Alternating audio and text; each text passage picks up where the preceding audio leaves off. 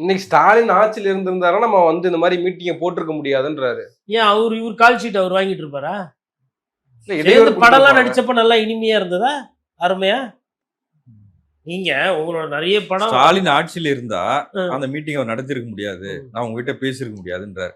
அதான் பேசுறாருல்ல, அப்பயாவது மோடி எதிர்ப்பு பேசுறாங்க. எடப்பாடி பழனிசாமி அவர்கள் வந்து ஸ்டாலினோட ஃப்ரெண்டா இல்ல அவங்க எடுத்த சினிமா படத்துல எடப்பாடி பழனிசாமி நடிச்சாரா? அவர் எதுக்கு எதிர்க்கிறாரு? இல்ல அவரு இது மாதிரி எதனா பேசி திரியிறாரா? அவர் கூட்டணிக்கு வரலன்னு கோவமா எதிர்க்கிறார் சார். அவர்தான் கொடி பறக்குது புள்ளியார் சுடி போட்டாருன்னாரு. இப்ப ஸ்டாலினை திட்டுறாரு இல்லையா, அது எதுக்கு திட்டுறாரு? அவர் அரசியல் பேசுறாரு. நல்லா இவர் படம் நிறைய படம் வந்து ஸ்பான்சர் பண்ணது இவங்க தான்.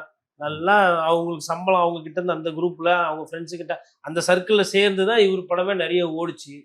இன்னைக்கு இவருக்கு திடீர்னு அரசியல் ஆசை வந்துச்சு, எதிர்க்கிறாரு. ரைட்டு, வரவேற்கிறோம், அதுல மாற்று கருத்து கிடையாது. நான் என்ன சொல்றேன்னா, எல்லா பழியும் தூக்கி என் முதல்வர் மேல போட்டுங்கன்னு நான் கேட்கிறேன்.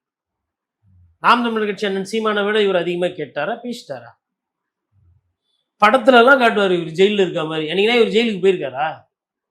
சீமான் நாம் தமிழர் கட்சி தலைவர் சீமானு போயிருக்காரு ஜெயிலுக்கு. இவர் என்ன ஜெயிலுக்கு ஒரு வாட்டி போய் பார்த்து வந்தா நல்லா தானே இருக்கும். அதுக்கு பயந்து தானே கரூர்ல இருந்து அப்படி ஓடி வந்தீங்க. நல்ல கண்ணு ஐயா இதுக்கு போயிருக்காரு. அவங்களாம் வந்து ஒரு எளிமையான வாழ்க்கையை மக்களுக்கு தானே வாழ்ந்துட்டு இருந்தாங்க சார். இவர் பண்றது வந்து சினிமா, இவர் அரசியல்ல சினிமா பண்ணிட்டு இருந்தாரு. அவங்க அரசியல்வாதி, அரசியல் வாழ்க்கையை பார்த்துட்டு இருக்காங்க.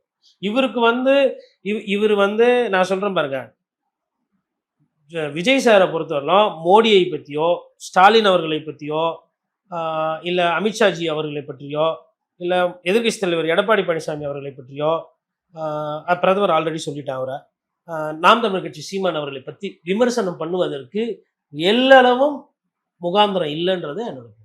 ஒரு அரசியல்வாதினா ஃபஸ்ட்டு ஒரு தைரியம் இருக்கணும் ஃபஸ்ட்டு. ரெண்டாவது, தன்னோட நேரத்தை வந்து பொதுமக்களுக்கும் கட்சிக்காரருக்கும் செலவு பண்ணும், இது ரெண்டாவது. மூணாவது, குறைந்தபட்ச ஒரு நேர்மை, ஒரு வெளிப்படைத்தன்மை இருக்கணும், இது மூணாவது.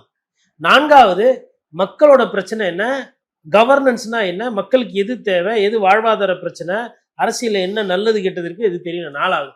அஞ்சாவது, பிரச்சனைகளுக்கு தீர்வு கொடுக்கணும்.